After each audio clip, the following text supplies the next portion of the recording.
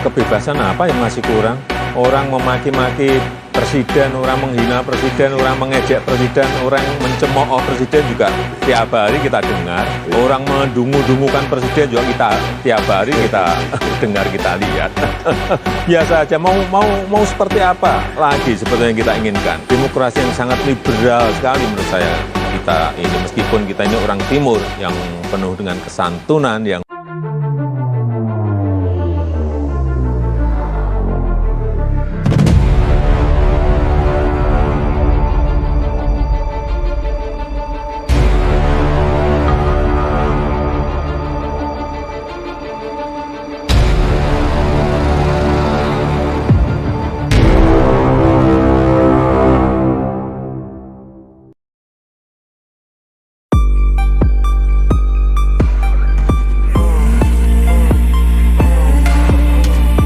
mantap, Jokowi skakmat Karni Ilyas telak dan dikasih bonus malu.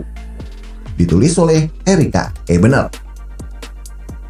Najwa Shihab itu dikenal sebagai pembawa acara yang cukup frontal.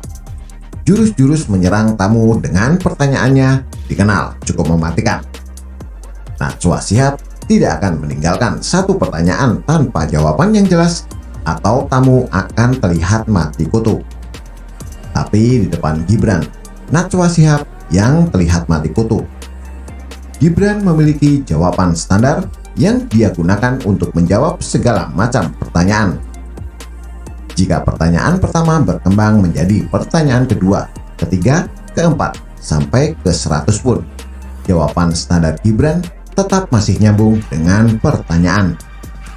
Dan jawaban standar itu yang membuat Najwa Shihab cukup kelabakan dan putus asa, bahkan menjadi malas untuk bertanya lagi. Kalau semuanya dijawab dengan jawaban biasa saja. Apa yang menyebabkan Najwa Shihab mati kutu di depan Gibran adalah karena jawaban biasa saja yang keluar dari mulut Gibran mengalir sangat natural, bukan sebuah pengelesan apalagi keambiguan. Jawaban Gibran biasa saja bisa pula diartikan sebagai satu sikap yang menyatakan betapa tidak pentingnya dan tidak berbobotnya pertanyaan seorang Najwa Shihab yang dikenal sebagai Ratu Talkshow. Lain Gibran, lain pula Jokowi. Sejauh ini, hampir setiap wawancara, Jokowi selalu menjawab pertanyaan dengan penjelasan. Semua pertanyaan yang diajukan pada Jokowi selalu dianggap atau berkesan benar, dan tentu saja harus dijawab dengan benar pula. Tidak seperti Gibran yang mampu memutar posisi pertanyaannya yang salah dan jawabannya yang benar.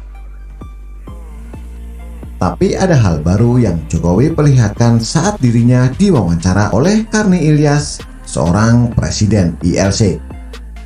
Jokowi terlihat siap, bahkan menunggu momen untuk diwawancara oleh Karni Ilyas. Selama ini acara ILC yang dipandu Karni Ilyas sering membawakan tajuk-tajuk yang menyudutkan, menyerang, bahkan mendiskreditkan pemerintah. TV One sebagai stasiun televisi yang menaungi acara ILC memang dikenal oleh rakyat Indonesia sebagai stasiun televisi milik oposisi. Sehingga ketika Karni Ilyas datang ke Istana Negara untuk mewawancarai Jokowi dalam rangka HUT Republik Indonesia, kita bisa mengibaratkan rusa masuk kandang singa, diterkam, dikunyah, dan ditelan. Wawancara dibuka dengan membahas isu kasus pembunuhan Brigadir J di rumah Kepala Divisi Profesi dan Pengamanan Kepolisian Republik Indonesia. Karni bertanya, mengapa Bapak begitu perhatian pada kasus ini? Jokowi menjawab, karena tingginya animo masyarakat pada kasus ini dan masyarakat membutuhkan satu ketegasan, hingga Jokowi harus turun tangan memerintahkan Kapolri untuk mengusutnya dengan tuntas tanpa ditutupi dan disampaikan apa adanya pada publik. Pertanyaan berikutnya adalah sebuah pertanyaan jebakan. Baru kali ini perhatian Bapak begitu besar.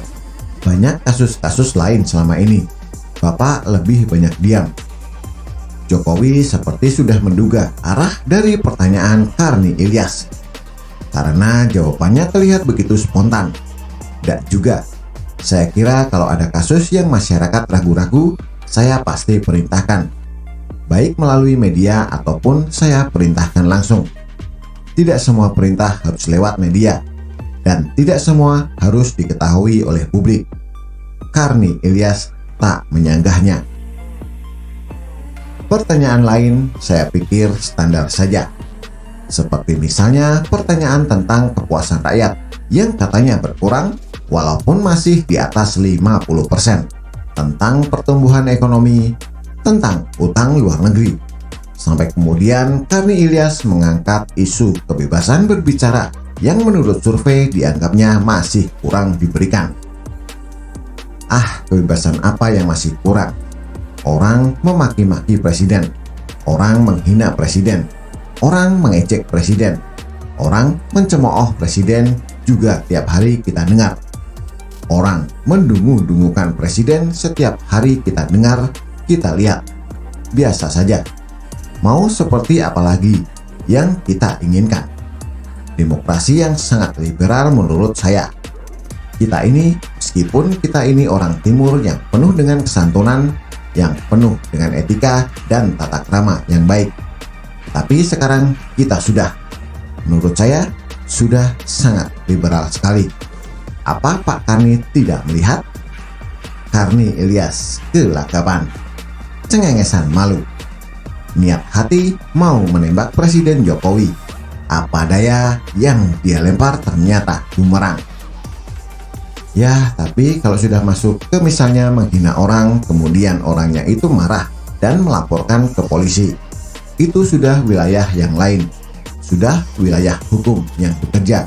Lanjut Jokowi sambil tersenyum mengejek Karni Ilyas. Dari jawaban Jokowi yang terakhir ini, kita harusnya paham bahwa ada perbedaan ranah tentang kebebasan berbicara ini. Yang pertama adalah ketika ranah itu sudah menyentuh hak orang lain dan orang lain itu dirugikan dari akibat kebebasan berbicara, maka hal itu sudah masuk ke ranah hukum. Yang kedua adalah bahwa Jokowi sudah tidak peduli tentang apapun yang dihujamkan pada dirinya, karena baginya itulah kebebasan berbicara. Yang lebih menarik lagi dan kali ini benar-benar membuat Karni Ilyas diskakmat dan mati langkah adalah ketika Karni Ilyas mengangkat soal isu 3 periode setelah membahas soal pemilu 2024 dan demokrasi. Sebenarnya sudah beberapa kali Bapak menegaskan tidak ada di kamus Bapak untuk 3 periode. Bapak bahkan bilang yang namanya itu orang yang cari muka, orang menjorokkan. Sambil tersenyum ringan, Jokowi menyambar menjawab, "Kan saya sudah bilang beberapa kali saya sampaikan. Pak Karni kok masih menanyakan lagi? Hahaha." Sesaat Karni merasa Jokowi masuk ke dalam jebakan pertanyaan. Dia pun langsung menyambung, Bukan itu yang ditanyakan. Kenapa sukarelawan Bapak masih kebanyakan perpanjangan 3 kali lah?" Jujur, saya sangat suka jawaban Jokowi. Telak sambil mengejek. Jokowi melanjutkan, "Ya, kalau menurut saya boleh-boleh sajalah. Itu kan juga sebuah bentuk demokrasi. Dan tatarannya itu kan baru tataran wacana. Baru tataran wacana saja kok. Kan orang boleh juga menyampaikan Jokowi mundur. Kan juga boleh. Ganti presiden juga boleh, ya kan? Masa orang mewacanakan seperti itu nggak boleh?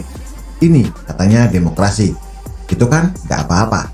Yang paling penting jangan anarkis. Baru tataran wacana kan?" Karni Ilyas sudah benar-benar mati kutu. Tapi dia masih berusaha untuk bangun membela diri dari rasa malu, lalu menyentil Jokowi dengan pertanyaan susulan. Sehingga banyak yang menafsirkan, jangan-jangan Pak Jokowi yang menyuruh. Tersudutkah Jokowi dengan pertanyaan Karni Ilyas itu? Tentu saja tidak. Jawaban Jokowi cukup diplomatis. Ya, itu juga boleh-boleh saja. Orang namanya tafsir aja kok. Inilah demokrasi kita sekarang ini. Telak. Sekali lagi, inilah demokrasi Indonesia sekarang ini. Dan Jokowi benar-benar menang banyak dari wawancara dengan Karni Ilyas. Bagaimana menurut Anda? Silahkan tulis komentar di bawah.